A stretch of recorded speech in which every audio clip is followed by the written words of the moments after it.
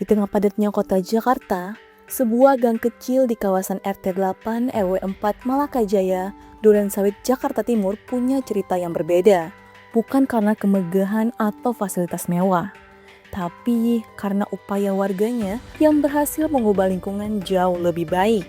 Lingkungan yang dulunya gersang, perlahan berubah jadi lebih hijau, produktif, dan tertata lewat berbagai gerakan warga. Mulai dari biopori, pengomposan, budidaya maggot, ayam, lele dalam got, bank sampah, sampai pemanfaatan energi surya.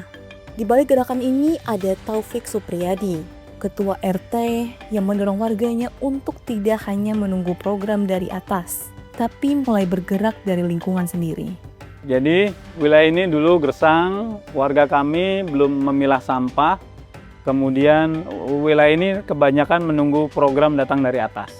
Kami kemudian prihatin dengan kurangnya oksigen di lingkungan ini, kami mendatangkan tanaman produktif pertama kali dengan menghadirkan Wali Kota Jakarta Timur. Setelah Wali Kota Jakarta Timur datang, berita naik, kemudian orang mulai banyak berdatangan bahwa kita terlihat komitmen menjaga lingkungan ini tetap lestari. Mengenai pendanaan, memang di awal pada saat mendatangkan tanaman produktif, di sini sudah ada 817 tanaman produktif, itu kan nggak bisa ditanam di tanah. Sehingga itulah yang kemudian menentukan masa depan di event pertama itulah. Dengan mendatangkan tanaman produktif, kita harus mendatangkan planter bag dan media tanam. Nah, uang itu yang kita gunakan ada uang dari gubernur 2 juta rupiah kala itu, kita tarik ke depan, kemudian kita cicil, ya alhamdulillah sekarang kita tinggal menikmati hasilnya lah. Insya Allah nggak ada dana pribadi, hanya ditinjamin dulu kan, kemudian juga dicicil untuk kemaslahatan bersama lah. Namun bagi Taufik Supriyadi, perubahan lingkungan tidak bisa dimulai dari tanaman atau infrastruktur. Langkah pertama adalah mengubah cara pandang warga agar menjadi bagian dari solusi.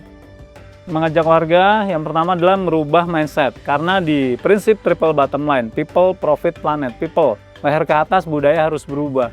Kemudian profit, leher ke bawah, perut harus kenyang. Kemudian yang ketiga, planet, lingkungan harus dijaga. Ini yang kemudian kami coba rubah mindset yang semula menunggu program dari atas, yang semula RT hanya administrasi, saya rubah menjadi warga harus menghasilkan produk. Saya libatkan warga sebagai subjek pembangunan, sebagai subjek program yang kita lakukan. Jangan meminta warga melaksanakan program kita, itu tidak akan berhasil. Tetapi ajak warga untuk membuat program, kemudian kita tawarkan apa yang paling dibutuhkan dan kita kawal. Dari perubahan pola pikir inilah lahir berbagai program berbasis Sustainable Development Goals yang menyentuh aspek lingkungan, ekonomi, hingga sosial masyarakat. Jadi program yang kami lakukan saat ini adalah mendukung SDGs, Sustainable Development Goals. Kita sudah ada SDG 1, 2, 3, 4, 5, 6, 7, 11, 12, 16, 17 lah. Katakanlah yang 6, ini kan sanitasi dan air bersih. Kami mendedikasikan sumur di belakang, kita buat sumur artesis, kemudian kita angkat ke toren atas, kita bagi ke seluruh gang di wilayah kami, kemudian 12, konsumsi yang bertanggung jawab. Ini juga kami meminta warga untuk memilah sampah, pisahkan sampah non-organik dan organik. Yang organik yang tadi masuk ke kandang maggot, ayam, kemudian ikan, kemudian ada tanaman, ada lubang resapan biopori, dan ada tong komposter.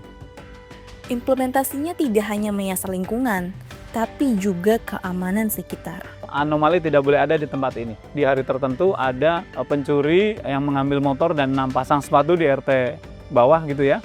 Kemudian ada alibi, bajunya kelihatan. Begitu dilihat dengan CCTV kita melintas di tempat ini pada jam yang sama, akhirnya ditangkap dan masuk ke berita nasional dan ada di televisi. Salah satu inovasi yang paling disorot adalah kolam lele yang dibangun di atas got. Selain menghemat lahan, konsep ini juga menjaga kenyamanan lingkungan sekitar. Kolam yang kami buat, terutama lele yang di saluran air, ini kan ada di lantai 2, kita namakan double decker. Units yang 60 cm, aliran airnya hanya maksimal 3 cm, sehingga sisa yang terbuang ini ada 57 cm, kita manfaatkan menjadi double decker. Kemudian kita gunakan teknik fluida bergerak. Ada 2 pipa, pipa pendek dan pipa panjang. Kalau ada overflow, dia akan tumpah dari kecil menuju ke yang tinggi. Kalau mau dikuras, tinggal cabut pipa yang panjang, sehingga mempermudah pekerja yang akan menguras. Bahkan memanen, ini juga tinggal airnya turun, ikannya akan datang, tinggal diserok. Jadi kita bantu permudah. saringannya kuat di lindas mobil lah gitu. Dan alhamdulillah walaupun itu besi, alhamdulillah tidak sampai hilang lah gitu. Karena prinsip kami tidak boleh ada anomali dibiarkan. Kalau sampai ada pencurian, saya akan proses, saya akan laporkan kepada pihak berwajib dan akan saya sebarkan kepada RW-RW terdekat gitu. Tak berhenti pada budidaya, hasil panen dimanfaatkan untuk pemenuhan gizi balita dan ibu hamil, serta diolah menjadi produk bernilai tambah yang melibatkan warga sekitar. Untuk kolam gizi balita lansia ibu hamil di kanan saya ini ada lele, ada nila, ada bawal. Ini gratis untuk balita lansia ibu hamil. Tetapi untuk kolam lele yang di depan, yang di saluran air, itu kita jual. Jadi ibu-ibu sudah tahu, yang hebat ibu-ibu di tempat ini begitu ngeliat lelenya ukuran 678 begitu, langsung mental brokernya jalan, calonnya hidup, pialangnya bergerak gitu. Ada yang dibuat menjadi lele marinasi, lele tangkap. Nggak cuma ayam tangkap di Aceh, lele tangkap, kemudian lele beku. Makanya saya siapkan freezer untuk memfasilitasi ibu-ibu supaya terus berkreasi. Freezer ini listriknya dari mana? Dari Allah lewat PLTS. Untuk mendukung berbagai program, kawasan ini juga memanfaatkan pembangkit listrik tenaga surya. PLTS itu ada di bagian dari sistem survival architecture Indonesia yang kami buat, yang sudah running well. Di salah satu subsistemnya itu ada PLTS dan air mandiri. PLTS memang kita dedicate untuk memfasilitasi semua sistem-sistem yang ada di dalam sistem besar kita. Jadi misalnya air, kolam butuh listrik itu dari PLTS. Kemudian misalnya ayam butuh penerangan itu dari PLTS. Freezer untuk olahannya lele itu dari PLTS. Kemudian PLTS ini alhamdulillah dengan kita menceritakan semua kegiatan kita di media sosial dan di website, itu kemudian kita diberi bantuan CSR dari PT Aruna Hijau Power. Di antara berbagai program yang dijalankan, budidaya ayam menjadi tantangan tersendiri karena dilakukan di kawasan yang padat penduduk. Yang menarik adalah dari yang kita jalankan, yang paling sulit ini ayam. Karena nggak ada lahan di tempat ini karena kita full beton pada penduduk. Kita piara ayam bukan ternak ayam. Kita memelihara ayam dalam rangka untuk menghabiskan sampah organik habis dari tempat kita sendiri. Dengan cara membuat alas kandang yang tidak membuat bau, kami punya teknik gitu ya. Kami juga sudah membuat 17 SOP bagaimana memelihara ayam supaya nggak bau dan tidak dikomplain warga. Berbagai program tersebut perlahan mengubah kebiasaan warga. Nita menyebut warga jadi semakin semangat untuk memilah sampah. Warga jadi lebih semangat untuk milah sampah karena dari sampah mereka dapat menjual sampah mereka, mengompos, komposnya bisa dipakai untuk mengisi media tanam, lalu lingkungan juga jadi bersih, orang-orang jadi senang nyapu. Iya, kadang kan sampah sisa-sisa daun yang jatuh-jatuh itu kita kompos gitu, kita kumpulkan jadi media untuk kompos. Aktivitas ekonomi warga pun ikut tumbuh.